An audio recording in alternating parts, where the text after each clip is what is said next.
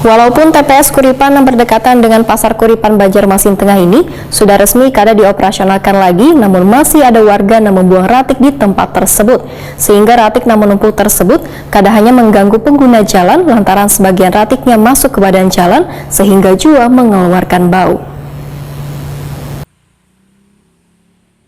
Walaupun TPS Kuripan yang berdekatan dengan Pasar Kuripan Banjarmasin Tengah sudah resmi kada dioperasionalkan lagi, namun masih ada warga yang membuang ratik di tempat tersebut, sehingga ratik yang menumpuk tepat berada di pertigaan jalan, kada hanya mengganggu pengguna jalan lantaran sebagian ratiknya masuk ke badan jalan, juga mengeluarkan bau lantaran ada yang sempat kada terangkat petugas. Dinas Lingkungan Hidup Banjarmasin pun diminta untuk bersikap tegas dengan permasalahan ini, karena sudah merusak keindahan dan kenyamanan warga yang berlalu lalang di kawasan tersebut. Demikian dipedahkan Wakil Ketua DPRD Banjarmasin Matnor Ali FSE Wetakuni Prima TV jelang tengah hari Rabu 11 Mei 2022. Politisi Partai Golkar ini pun meminta instansi terkait untuk menempatkan orang yang benar-benar berjaga di pos yang telah didirikan dekat dengan bekas wadah pembuangan ratik ini. Bila perlu, ujar Matnor Ali F, libatkan warga setempat untuk turut melakukan penjagaan agar kawasan tersebut menjadi terbebas dari ratik.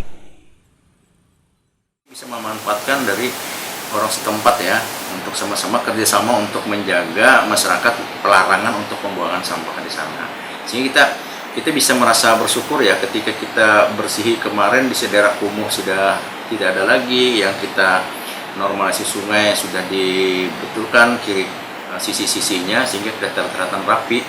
Nah, kemudian sampah pun di situ harus bebas sampah.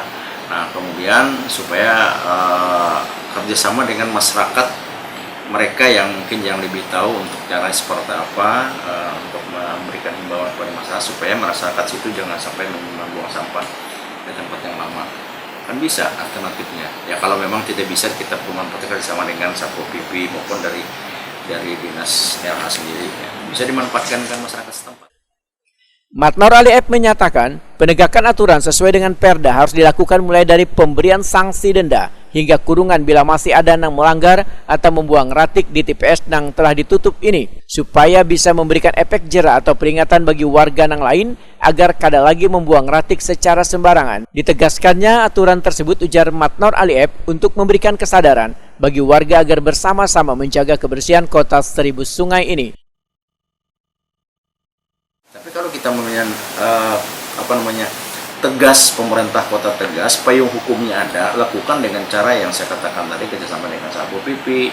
Kemudian lagi kalau ini ada pelanggaran, lakukan tipiring ya di sisi tadi, sehingga menimbulkan efek jera kepada masyarakat.